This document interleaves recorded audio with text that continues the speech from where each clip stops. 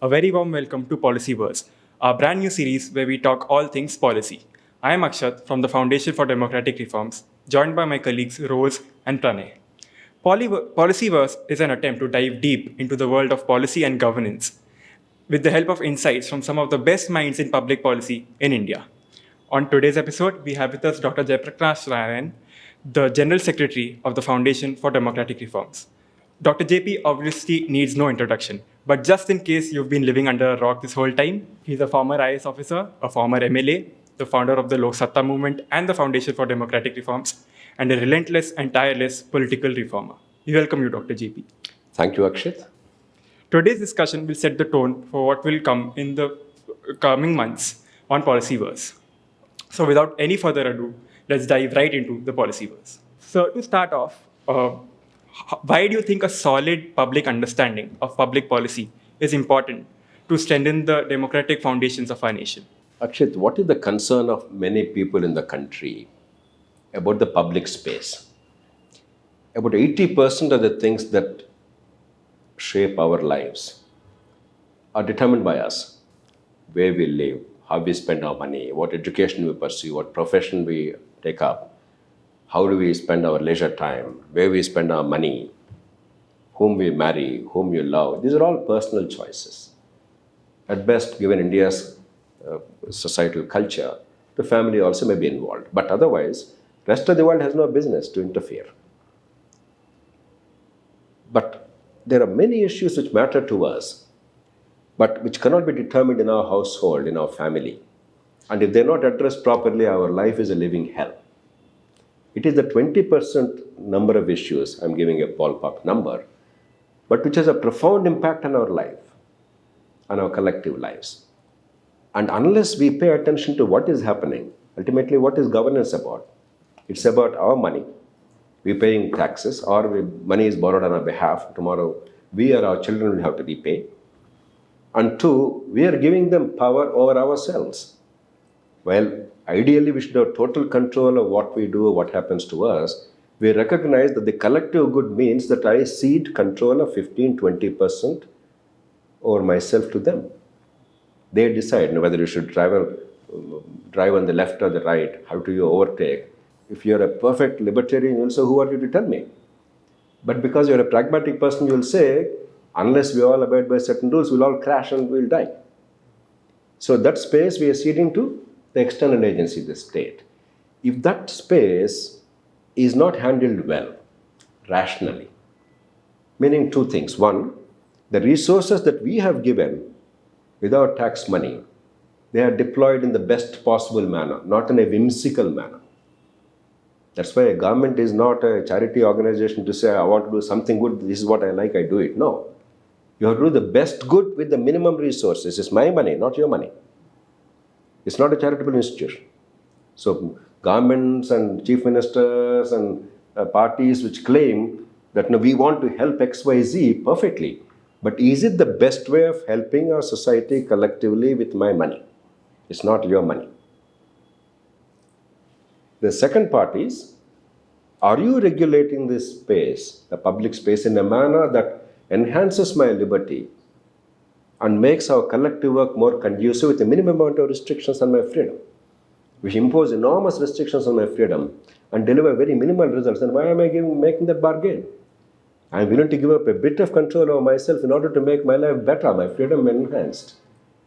So unless there is a deep understanding of policy and its implementation, depending on mere good intentions of those in power is not a particularly smart thing. First of all, they may not have good intentions for long once in power. Second, good intentions are no substitute to wisdom. The finest intentions, but unwisely executed in terms of policy, can lead to disastrous results. Therefore, if we are serious about making our democracy work, we have to pay a little attention to policy. Not everybody can be an expert on that. But what is the stated policy? What is the method? What are the consequences? Is there a better way of doing it? If we don't pay attention about our lives, why should they care? Because they control our lives. We have given them the power over our lives. And therefore, they have no real incentive to make it better unless we challenge them. Therefore, citizens, particularly young people and bright people, well-informed people, we must pay attention.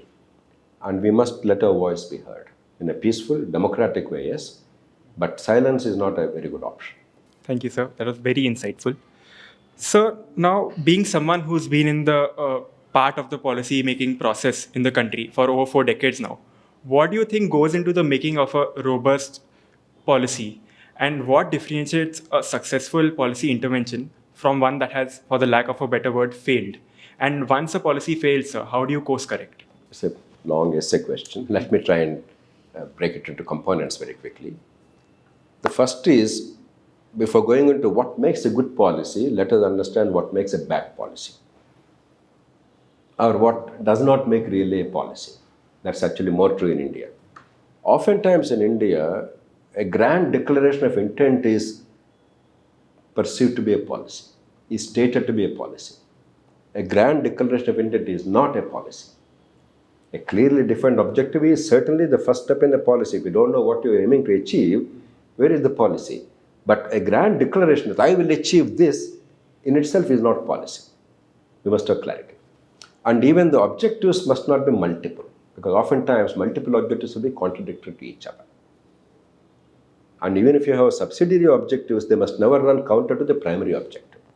For instance, if I want to increase the food grain production, or in the current Indian context, I want to increase, let us say, the oil seeds production because India is the biggest importer of cooking oil, just to give an example. Now, that must be my primary goal. I must not bring in 25 other subsidiary goals, ifs and buts, in achieving the primary goal. If the subsidiary goals are in consonance with the primary goal, it will work. Otherwise, it will not. It's not very smart policy. In India, A, in defining policy, and B, in adhering to the policy outcome as the primary goal, we often fail. We don't define it clearly enough. And we have many subsidiary objectives because in every policy we want to do everything to everybody. All things to all people generally ends up being nothing to nobody, notwithstanding the grammatical error. Unfortunately, this is a temptation in our country. This group, that group, men, women, north, south, east, west, we get confused about the objective itself. Once the objective is clearly defined, without these distortions I mentioned, as I said before, it does not make the policy at all. It's a best declaration of objective. Then there are two things in the policymaker's toolkit. One is resources. Have I given the state, the collective, the capacity to achieve this objective? If I want to increase food production or oil production, cooking oil production, or enhance skills, or impart education, or limit family size by promoting popular family planning, you take any objective. Have I given the state the capacity? It may be legal capacity, that you have the power to regulate. Only in some cases it works. You can't regulate the family size by law. You can't regulate the farming by law. But there are some areas, whether you want to manage the traffic better, therefore regulation is necessary. Certainly, in some cases regulation can help, but it's not a primary thing. Child marriage, dowry abolition were the objectives, but merely making a law will not change much. A law certainly helps. At least a law is giving a guidance, clearly setting what is right, what is wrong. But the law in itself will not achieve the objective. There are many more things that have to go into it. So, the regulatory power. State capacity can be enhancing the human resources, the expertise available, from pollution control to traffic management to infrastructure building. You require to have the technical capability. Then you have to have the monetary resources. So policy goes into these in terms of building the state capacity. But if that's only done, that's a bureaucratic thing. Though we don't do this part very well, some elements of this are done in our policy making mostly. And generally policies fail because our policies rarely address the central issue, namely the incentives. Things change not because of a government or a bureaucrat or an elected politician. Things change because each of us as citizens, we find it worthwhile to behave differently. Whether children go into school, whether they're studying in a manner that gives them the best value of education. Going to school can be merely cramming and then copying in examinations, getting grades. That doesn't help anybody. So not only going to school, but actually children focusing on, let us say, the conceptual understanding and application of that knowledge. So has the incentive structure altered enough to change my behavior as a parent, as a student, as a teacher in this case? If it's some other sector, those players in that sector. And if the altered behavior then leads to altered outcomes, then the policy is success.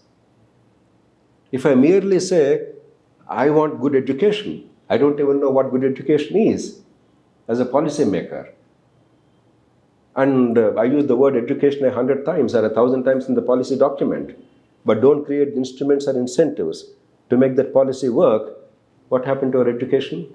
From day one, we've been talking about education. We've been funding it enormously. We made it a fundamental right. We had so many education policies. We had so many programs, Sarva Shiksha Abhiyan, Madhyamik Shiksha Abhiyan, A Abhiyan, O Abhiyan, lakhs of crores of rupees pumped into it quite rightly. Outcomes are appallingly bad. So education is a classic area to understand why well-meaning policy, where there's no political incentive to mess up. You cannot argue that the political parties and the bureaucracy of India doesn't want us to be educated, right? It's not out of malice. There simply is no sound policy until now. The present policy is a relatively sound one. The national education policy now, released I think a year ago, is a relatively sound one. But there's a big gulf between the soundness of the policy and the results in a large system like India and in a federal system. But just to illustrate the point I'm making. So these are the elements. Have you enhanced the state capacity in terms of regulation, human resources and expertise, and monetary resources? Have you altered the incentive for the players in order to alter the outcomes? And on this twin plank comes the policy's success or failure. So, sir, as you just mentioned that a sound policy is one that brings out change. So, my question here is that you've had an opportunity to be associated with the administration. You also had been following the policy framing over the years. So, do you see that there has been a change in approach towards policy forming in India? And what are your comments about the evolution of policy making in India? In general, in macroeconomic policy, we have come a long way. Until 1991, we were, God knows what we were doing. We were pretending we knew. We were pretending there's something called incremental capital output ratio, invest this much, do this much, you plan, you tell people what to consume, how much to consume, therefore you tell the producers what to produce, how much to produce, when to produce. It led to a colossal disaster. Let's not mince words. A country of shortages and corruption and economic stagnation. Post 91, because of the global exposure, because of some good institutions within the country, in government like RBI, etc., and outside, which developed a body of expertise apart from their own functioning as regulatory agencies, they developed a body of expertise. And the willingness of the government to embrace expertise, removing the barriers. Normally in India, there's an impenetrable barrier between government and private sector or academia. So you are, by virtue of not being in government, you are a nobody.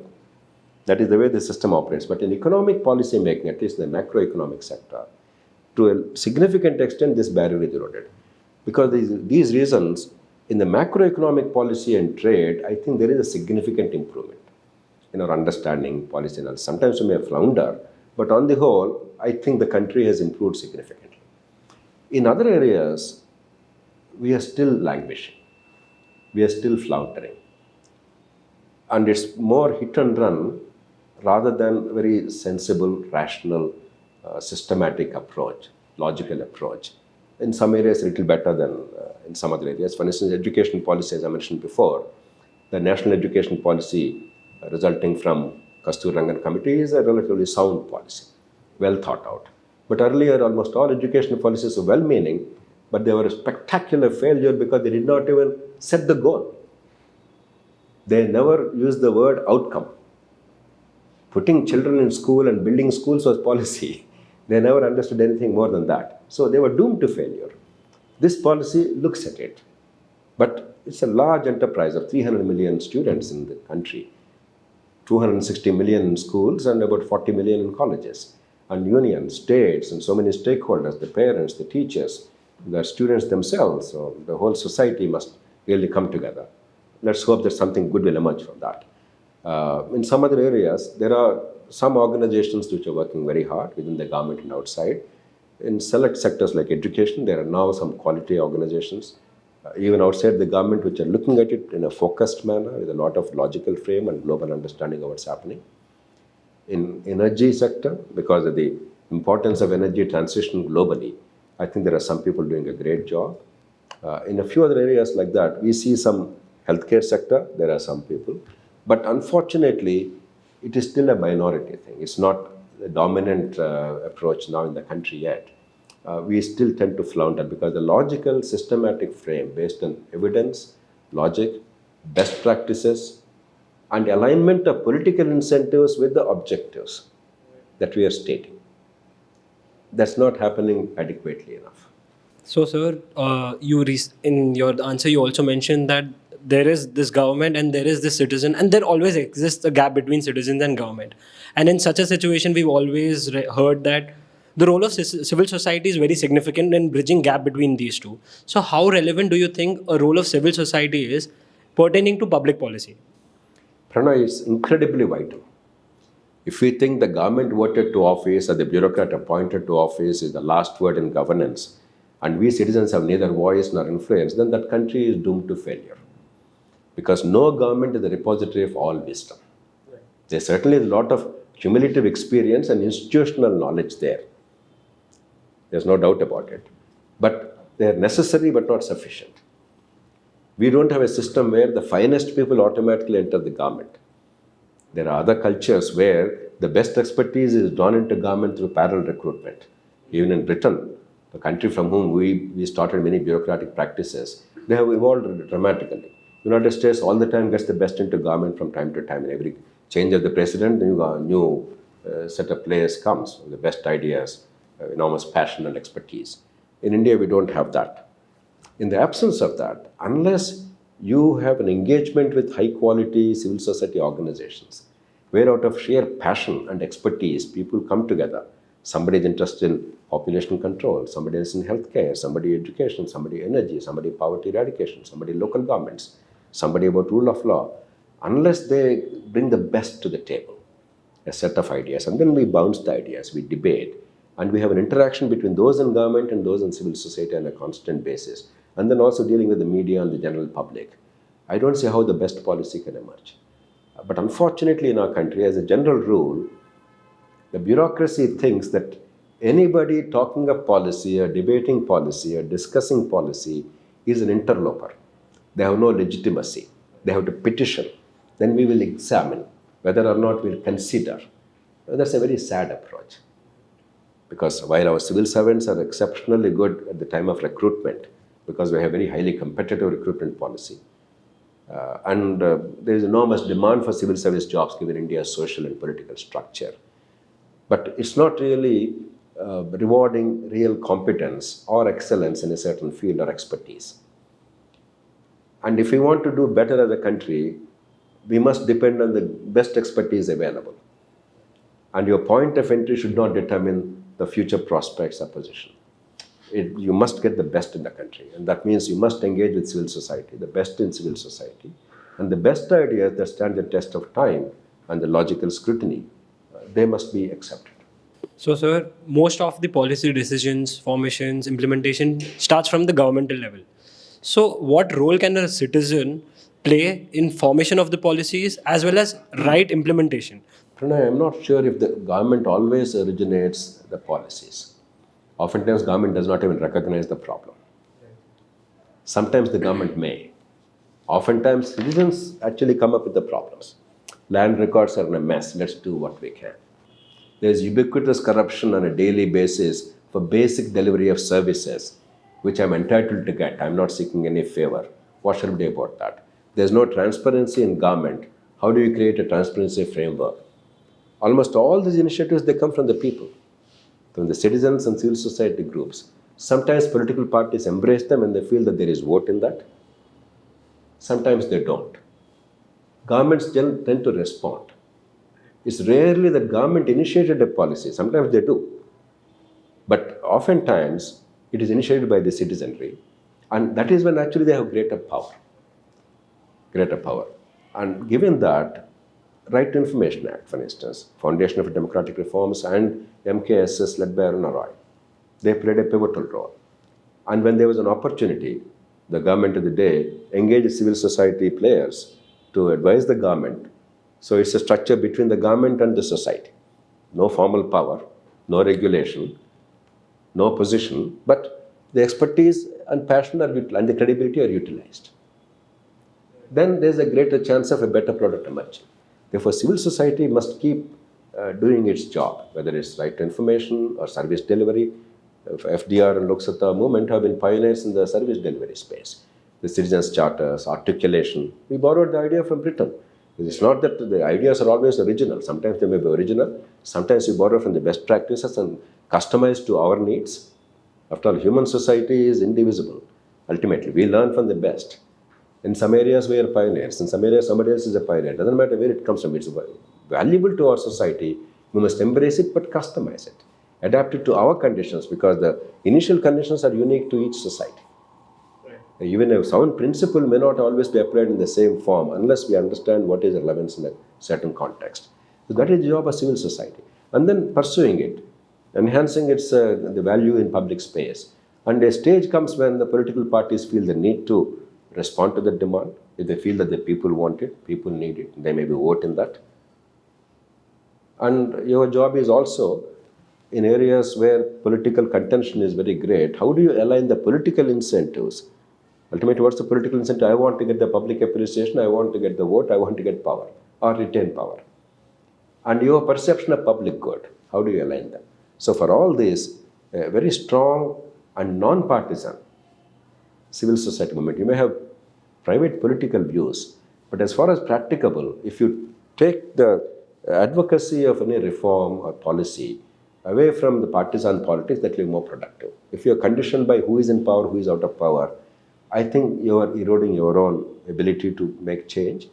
And in the Indian conditions, when there is so little to distinguish between political parties, most of the slogans they indulge in are more about market segmentation than about fundamental differences in policy or ideology.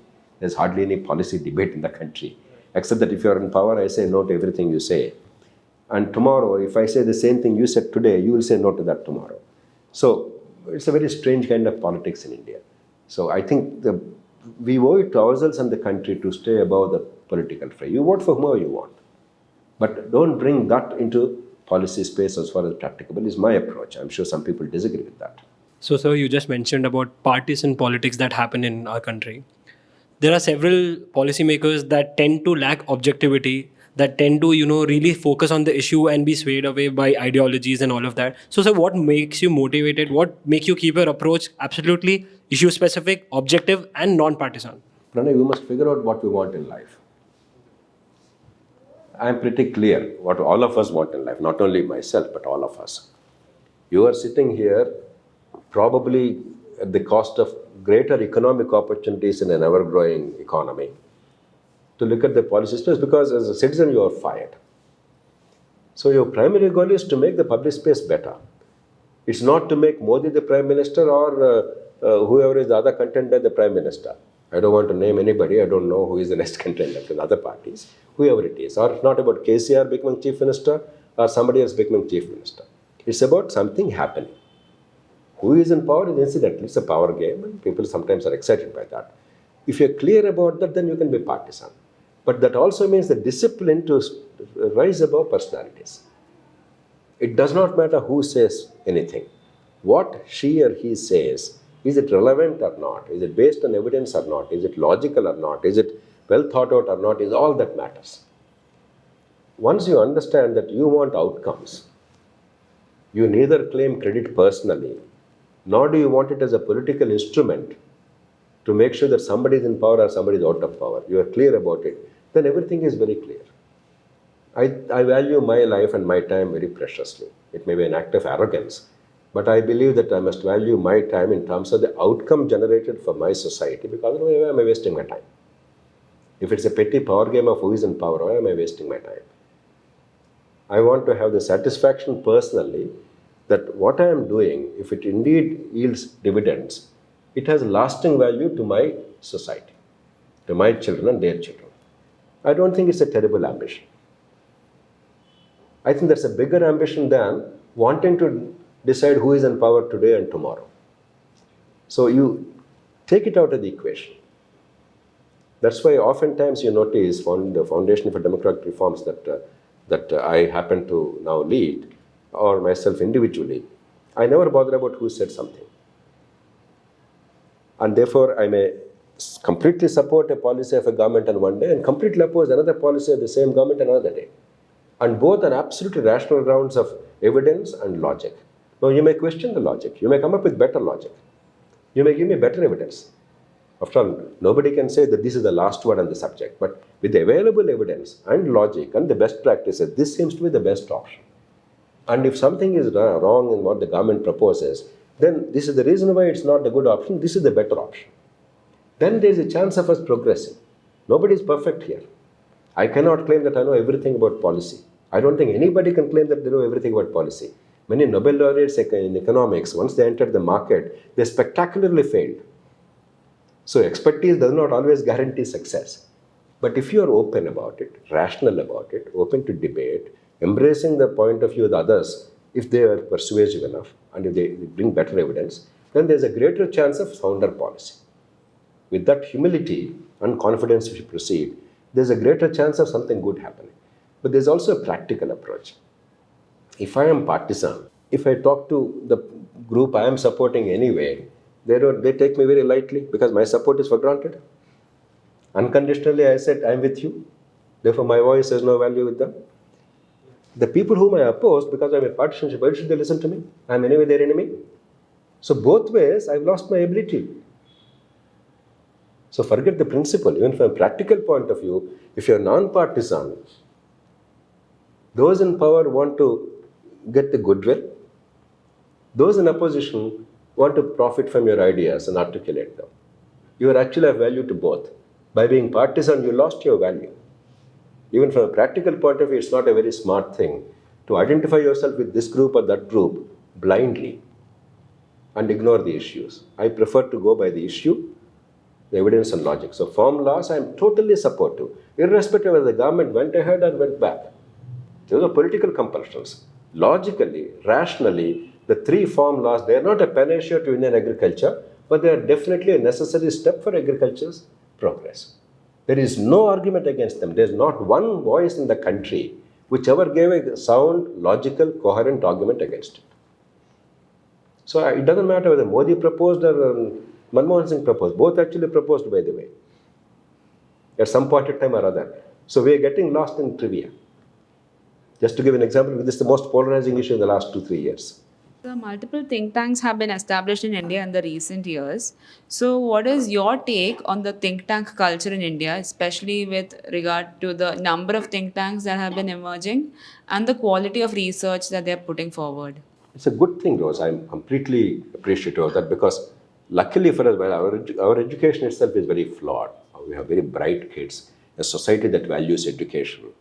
We have multiplicity of institutions, but the quality of education is definitely not up to the mark. We all recognize it, except a few select institutions. Luckily, our bright youngsters are getting exposed to the world, partly because of technology. We don't have to go to US or Britain or some other country to learn the best today. And partly because increasingly Indian students are going out of the country and then learning from the best institutions. And bringing those ideas and practices and knowledge and rigorous research, I think it's a very good thing for the country. And I welcome it. And also, it automatically brings the networking. They bring that association. They continue to learn, not only one-time learning and bring back the skills, but they continue to learn, debate, discuss, validate or invalidate the ideas, etc. I think that's a very vital thing. The second thing that's happening is a lot of expertise. See, earlier, much of civil society is about permanent opposition to the government or establishment and acting as a permanent opposition. I don't think that's a necessary thing. There are still some people who believe that's their task. But we are now past that stage. We are a stable democracy. We have to move on to specifics in terms of outcomes rather than who is in power. This permanent opposition or permanent support is about two kinds of wrong approaches in my view. A notion that everybody in power is bad and those outside are good, wrong. A notion that some are good and some are bad.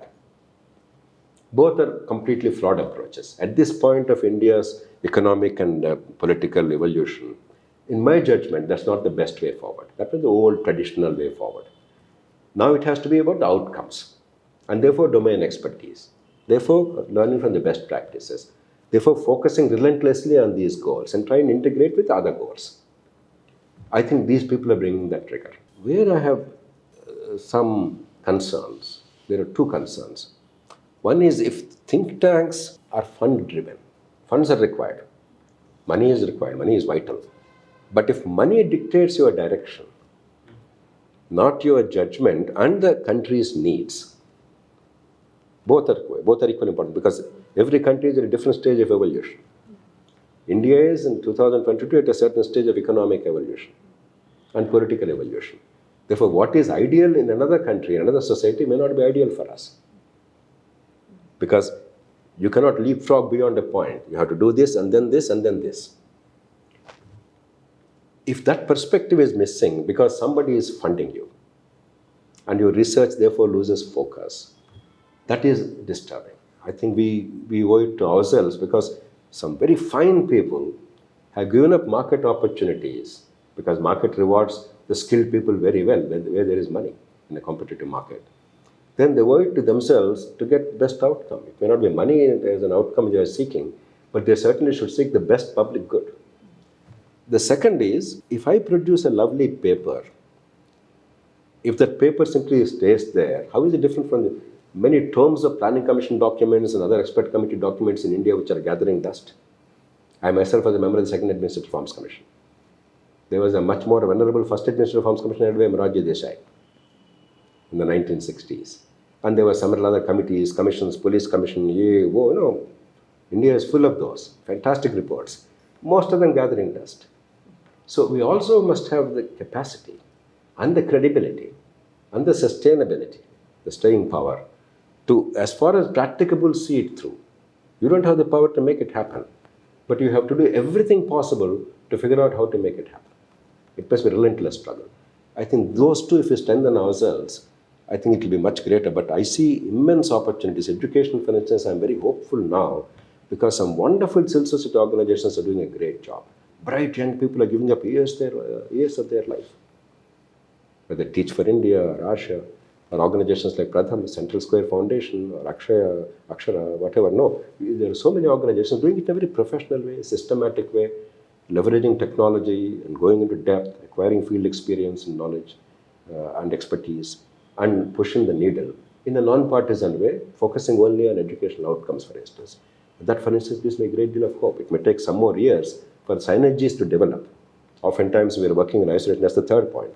In large sectors like education, where it's not one policy that you have to change, but actually it must reach the millions of kids, we must learn to synergize. So these are the three issues where I think we have to do some more work as a country.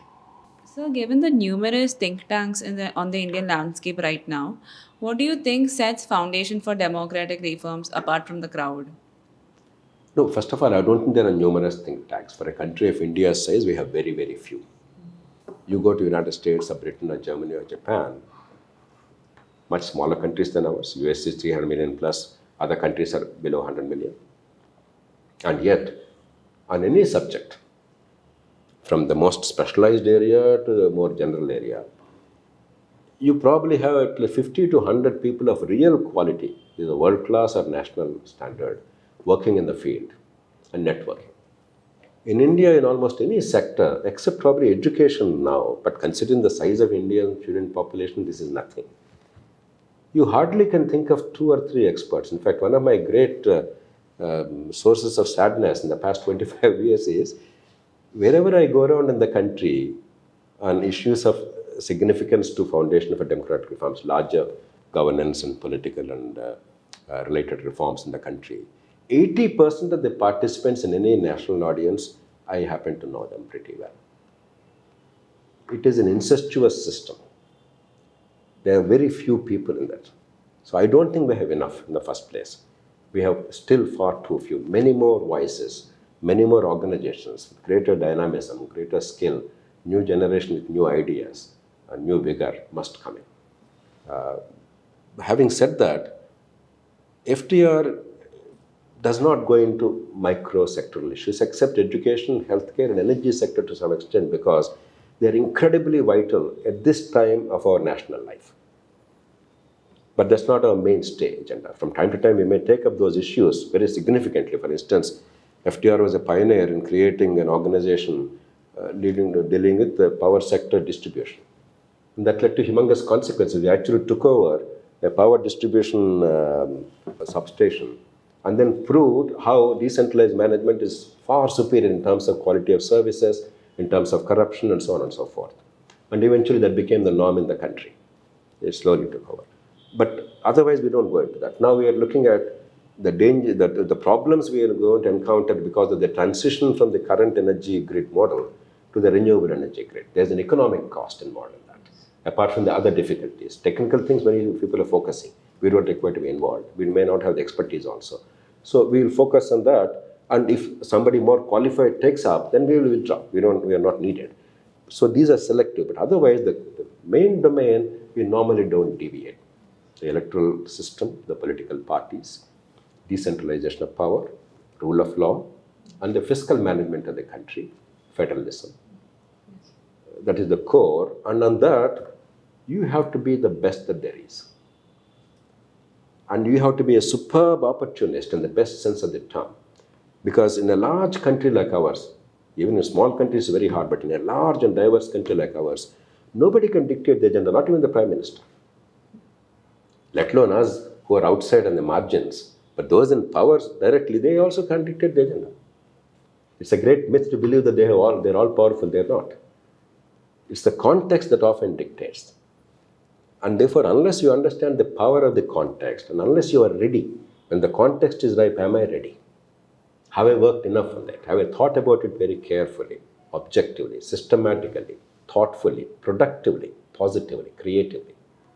And therefore, when the opportunity is ripe, within hours, if I can regroup and then come up with a viable, practical, workable solution, then there's a greater chance of you achieving something. So I think that is probably USP of FDR Lok Satta. The clarity of the agenda. We are not in search of an agenda. We are not a funded organization by somebody, therefore we are not all fund driven. Who writes a check is immaterial to us. We never bother about that. Our model is altogether different. Minimize the cost, maximize the outcome. Work like a family. It has its downside.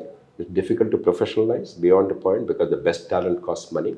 We are trying to figure out a solution to deal with that problem. I think we have dealt with the problem now. We are now ready to embrace talent, at least on par with the civil society market rates, if not genuine market rates. That probably we cannot afford. Nobody can afford. But more important is the clarity of purpose and the readiness and the scrupulous non-partisanship. I was appointed to the National Advisory Council by Dr. Manmohan Singh. I was a lifelong opponent of dynastic politics and Congress because of emergency. But my whole life was shaped by emergency and post-emergency developments. So I communicated to them. You may or may not be aware, I am not one of those fellow travelers of your party or some other party. I have no personal animosity, but my DNA is opposed to dynasties and politics of the kind practiced in the country. They said, we know and we understand, but we feel that we need you here. Then I did not find a reason why I should say no, I agreed. And the first thing I did was, I was in touch with all parties regularly, even by that time, both Congress and BJP and others. When there was an opportunity, when a union minister from the then opposition, former union minister, Arun Jaitley said, I will come and sit with your team. I said, please come. So in Hyderabad, they actually came and we all met and we discussed. So totally above partisanship and no secretive approach. There's no secret I will discuss with Arun Jaitley as opposed to Mrs. Sonia Gandhi or Dr. Manmohan Singh. So very open, honest, candid. At the same time, never ever breach confidentiality. Never use private interactions for your public articulation. Never, because the confidence is required. There are so many things we speak to each other in private. There must be that trust and that mutual respect, genuine respect for political process. Many of us in India feel tempted to debunk political process, think that politicians are bad, we're all good. It's a terrible approach. It's wrong factually, it's wrong morally in a democracy, and it's dysfunctional in terms of functionality. It's counterproductive. If you understand their problems, if you're empathetic, if you look at politics from the institutional point of view rather than from a moral point of view, the incentives that are operating, and the kind of compulsions that they go through, if you don't understand that, how can you discuss with them? Because you don't even know what's playing in their minds. The notion that they're all evil and we're all good is a terrible notion. It's a wrong notion. It's an immoral notion. It's an undemocratic notion. And it's a dysfunctional notion. So maybe that is the most distinguishing factor in case of FDR, at least in the early days. Nowadays, I think many professional organizations are approaching the issues in a similar manner. I'm very glad that many of the new breed of civil society organizations, this part of the philosophy they have embraced. They are really above parties, agnostic. But that was not the case earlier. That was not the case earlier. For about 20 years or so, we were almost alone in that sphere. So today we see that there is an increase in the number of people who are venturing into the public policy space, and a more number of universities and colleges are offering degrees and courses in the same. So, what would your advice be to somebody who desires to become a public policy professional? Go to the best, learn from the best. In the country or abroad, nowadays with technology, you can access the best. Many of them are open source.